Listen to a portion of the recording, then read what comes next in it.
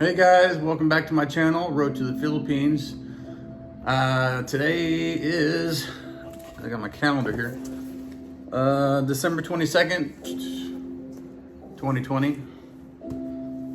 Sorry it's been a while since I put out a video, guys. As a matter of fact, I think the last one I put out was on December 1st. As you can see, I'm pretty busy. And you know, you can't really tell, but on these Sundays, I work 16-hour shifts at one of my jobs, right? So I don't have a sticker to put over there, but along with these days, I'm working all these days. So as you can see from the first, so today, you know, that was the only day that I had off was December 12th. But yeah, it's just been a while since I've been able to put out a video, and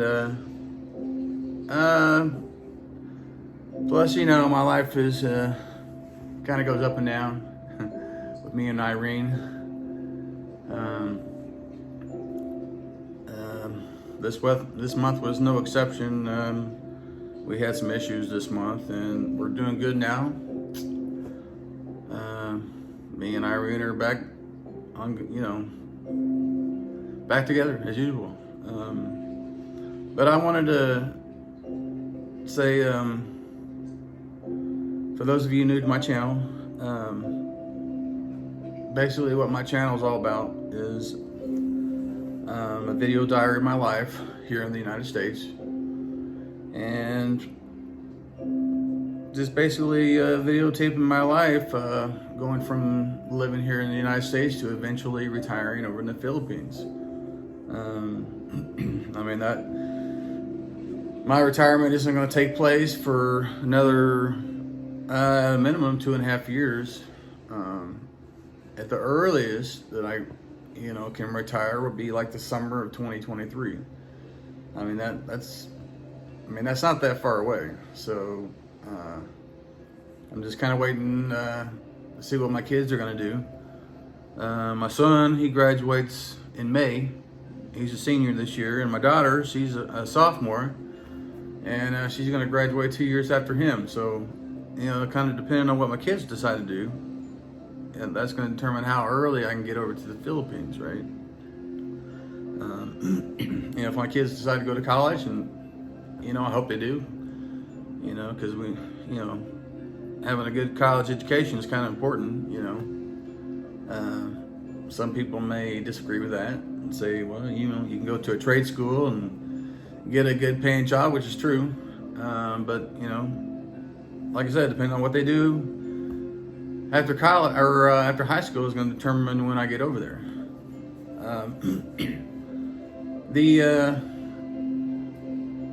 The main topic that I wanted to discuss today, it kind of involves. I'm not sure what the title of this video is going to be, but it's going to involve cheating, what's considered cheating in the Philippines, right? And I think this can pertain to any country, to be honest, right? You know, I grew up, you know, I'm a kid from the 70s and 80s, right? You know, and back in those days, you know, cheating was considered, you know, when you're sleeping with, you know, somebody that's not your significant other. But I've learned that over time, you know, cheating is kind of what the other person perceives cheating as being. You know, this kind of pertains, you know, I'm mainly, you know, preaching this to guys, because guys, we, you know, come on, we're kind of stupid, you know, but we're not that naive at the same time, you know. Cheating, for example, I'm referring to Facebook, okay? You know, in my opinion, you know, Facebook when it first came out, it was amazing. Facebook was amazing. It still is if you use it for the right purpose. But, when it first came out, it was a good way to keep in contact with your friends, high school friends, classmates, relatives, people you used to work with. Ways, that was a way to keep in contact with people. But over time, as many of you have, witnessed yourself, in my opinion, Facebook has probably broken up more relationships than any other social media app. And I think you guys know what I'm talking about. People like to air out their dirty laundry, on Facebook. People that are in current relationships, they'll keep tabs with their exes on Facebook. And and yeah, just Facebook, has its good side and has its bad side. One problem, that I'm saying this to guys, but I know this pertains to women as well. People you request for your friend requests. Guys, there's no reason that you should be sending out a friend request to somebody living somewhere else, and and they're wearing a little bikini or their profile is somebody wearing a mini skirt or whatever. Just don't do it, guys. There's no if you're in a serious relationship, there's no reason why you should be sending out friend requests for people that you don't know. Somebody once told me, don't do anything that you wouldn't do in front of your mother, right? I thought that was kind of weird. I was like, well, there's a lot of things I would do, that I wouldn't do in front of my mother. But then you kind of have to replace, doing stuff in front of your mother and replace that with don't do things that you wouldn't do in front of your significant other, right? I mean, if you're on Facebook Messenger, and you're chatting with somebody that you don't even know, would your significant other, what would they do if they were sitting next to you? Would they approve of that? Would they not give a shit? Chances are they would get kind of pissed off. Same way with pictures on Facebook. If you send a heart emoji or a wow emoji on some girl wearing a scantily clad outfit, bikini or whatever, is your significant other, is she going to get upset over that? Yeah, chances are. Like I said, that pertains to women too, because chances are that's going to piss off, it's going to piss them off too, right? And yeah, and different countries, doing stuff like that, people consider that cheating. And guys, come on, when you're doing something wrong.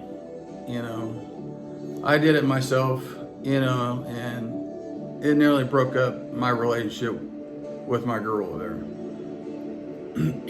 I try to rationalize and say, I was sending all these, friend requests so I could expand on my channel, get a broader viewing audience, drawing more subscribers and whatnot.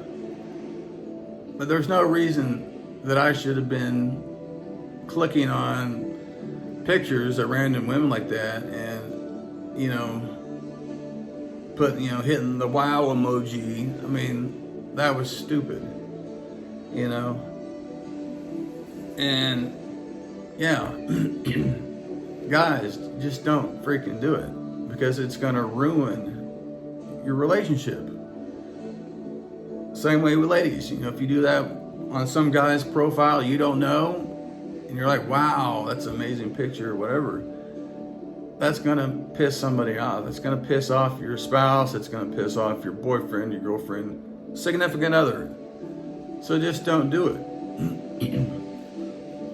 And like I said, I mean, that nearly broke our relationship, you know. And I went in, I unfriended, and I blocked all those people, you know, because I didn't want that to ruin our relationship. You know, I had no reason to be friends with a lot of those people that I was friends with. I didn't know them, you know. You know, and it's, you know, it was what destroyed, you know, my relationship with my ex-wife. It was the same kind of shit, you know. You know, I'd friended, you know, sent out friend requests, you know, or accepted friend requests from young girls I didn't know who they were, you know. And then my ex questioned me. He's like, she got pissed, you know, and I don't blame her, you know. And the last time we were together, she was like, get your ass out of here, you know.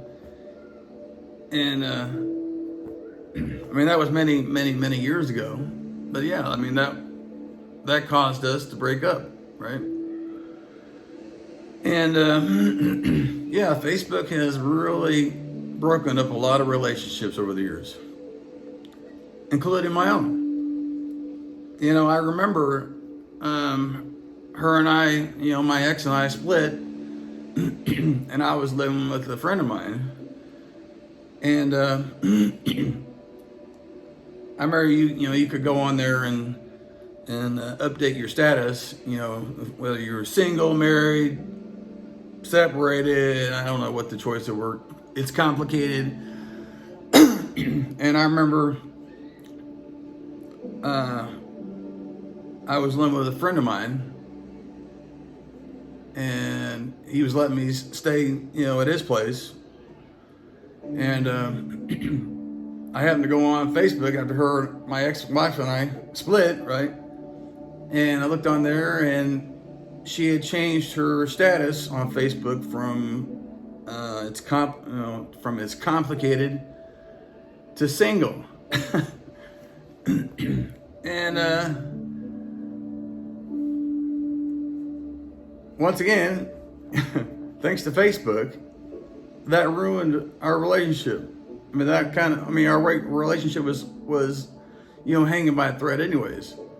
But it was that one little aspect that severed that relationship altogether. Because when I saw that she changed it to single and we were still married, I went to the lawyer the next day, and I filed for divorce just because of what she put on there. I mean, there was a lot of things that happened leading up to that, but, you know, like I said, you know, in my opinion, Facebook has broken up more people than any other social media app, in my opinion. I mean, Facebook is awesome as long as you use it for what its purpose, right? And but yeah, I just wanted to, you know, let people know, hey, you know, guys in particular, don't be naive. You know, cheating is what your significant other says it is. You know, whether or not you agree that it is or not. You know, you're there to make each other happy, right? If there's something that's going to upset the other person, simply don't do it. Don't do it. Stop doing it. Don't do it again. Otherwise, it's going to ruin everything. And it nearly ruined Irene and I's relationship. And that would have been devastating had that been the case, because then I would have been reliving what I had gone through years before. And I thank God that Irene and I are still together. It's a blessing. But I just wanted to share that with you guys. If my message can save a future relationship, if it can save one relationship by following my suggestions and just seeing how things have ruined my life for the past. You know, if my message can inspire others to not follow my example by doing stupid shit, then I've accomplished what I wanted to accomplish with this video. But on that note, I just wanted to say thank you for continuing following me on my journey to the Philippines. And I hope you will continue to follow me. Right now I have 22 subscribers, and I'm hoping to get some more. So please, guys, if you could please subscribe to my channel, like my videos, and share my videos. Hit the bell icon so you can see future notices. I'd appreciate that. Sorry I haven't made a video for a while, but thanks for hanging in there, and I'll see you on the next time. Thank you.